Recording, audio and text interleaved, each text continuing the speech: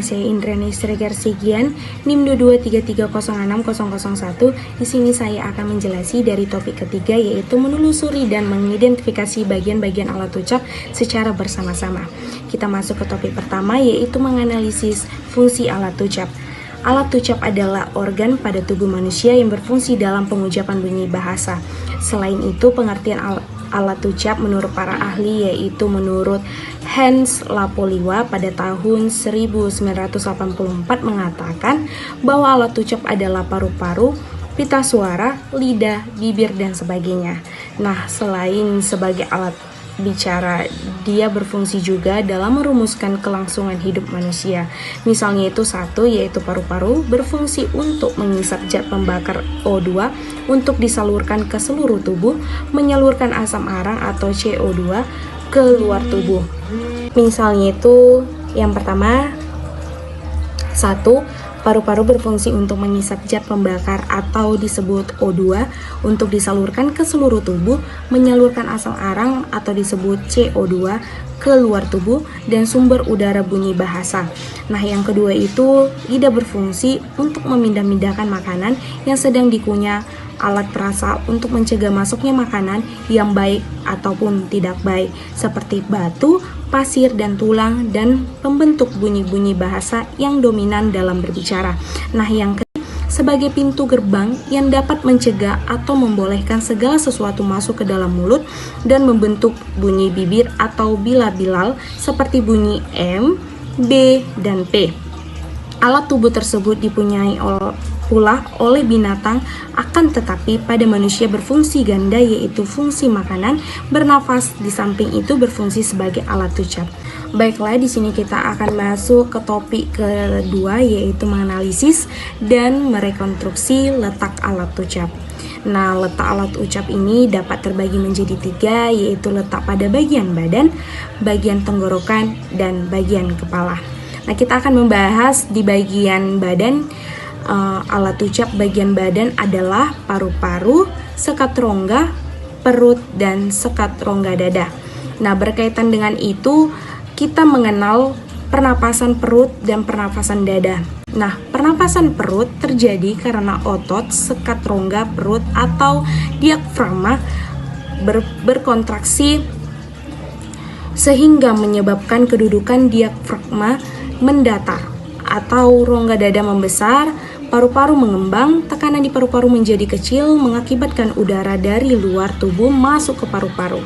Selanjutnya, sekat rongga perut melemas menyebabkan kedudukan diafragma melengkung, rongga dada mengecil, tekanan di paru-paru membesar mengakibatkan udara yang ada di paru-paru terdesak keluar.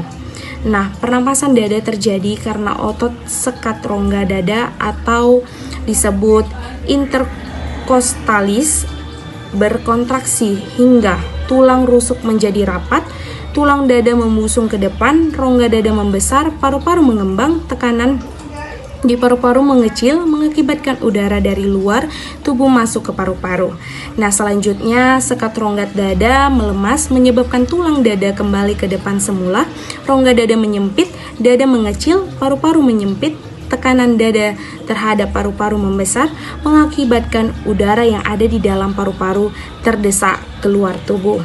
Nah, yang bagian B itu di bagian tenggorokan alat tubuh, yaitu yang dijumpai bagian tenggorokan ialah batang tenggorokan atau trakea, pangkal tenggorokan atau laring, dan rongga kerongkongan atau faring. Nah, laring terletak di pangkal lidah.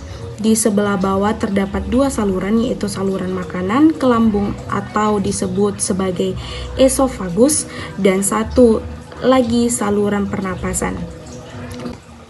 Nah, pada laring terdapat juga kotak suara yang terdiri dari satu teroid atau tulang rawan yang dinamakan juga jakun atau Adam's apple terdapat di sebelah leher. Pada lelaki teroid ini lebih tampak atau menonjol.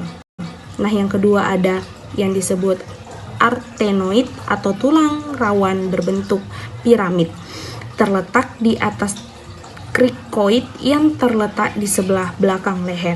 Nah, yang ketiga itu ada vocal cord atau disebut dengan pita suara yang membentang dari teroid ke artenoid Pita suara dapat membuka dan menutup dengan kondisi terbuka leher, terbuka, tertutup rapat, serta dapat pula bergetar dan tak bergetar.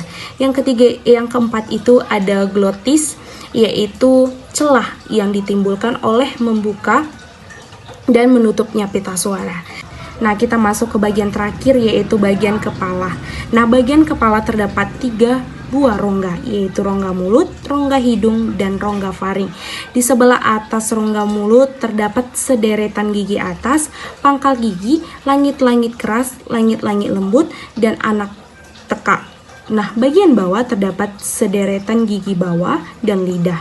Di sebelah belakang dibatasi dinding faring. Di sebelah depan terdapat bibir atas dan bibir bawah. Nah, sebagian para fonetis atau orang ahli dalam bidang fonetik beranggapan bahwa mata dan telinga juga merupakan alat bicara, sebab keduanya dapat memberi umpan balik atau reaksi dalam pembicaraan.